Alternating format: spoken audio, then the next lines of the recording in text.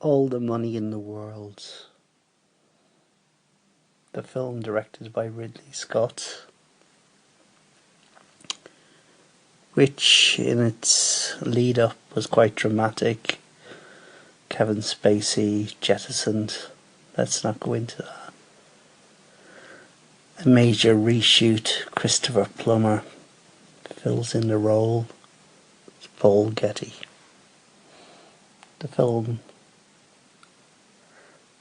is about the kidnap of Getty's son, his refusal to pay the ransom, and the plight of the mother, Gail Harris, played brilliantly by Michelle Williams, to scramble around, beg, plead, scheme to get the money to pay the ransom. Beside her is Mark Wahlberg, who's solid. By her side, liaising with the kidnappers. But it's Christopher Plummer, playing John Paul Getty, who hovers over the film.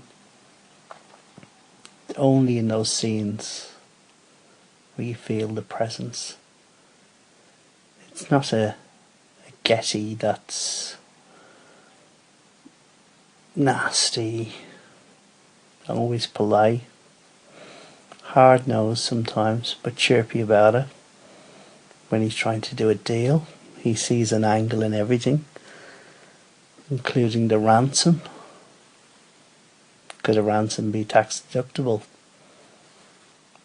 His practical advice why he shouldn't pay. If he does, he's got other sons, other family who could be kidnapped. Rational, but not when you see the emotional turmoil of Gail Harris, again played by Michelle Williams. What the film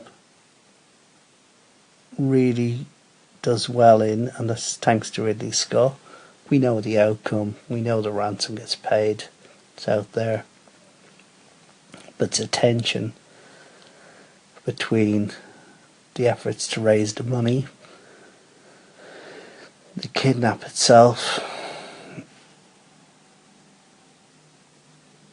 and Charlie Plummer, the young boy who's kidnapped. He plays the son of Getty, and he doesn't have much of a speaking role. He's dragged around awfully from place to place as kidnapped people are, but it's all in his face. The tension in the film is, and the movement, it keeps you interested, especially at just over 2 hours, goes along nicely. It's set in the 70s, it captures Rome, Britain really well, but it's not a heavy 70s scene, it's quite a modern 70s. If anybody's seen the Nixon Frost film, it's a similar 70s to that. It looks good on big screen. The soundtrack is good. It does its job to move it along.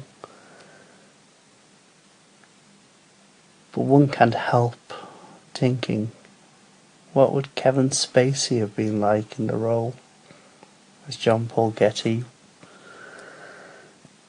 I think we will know.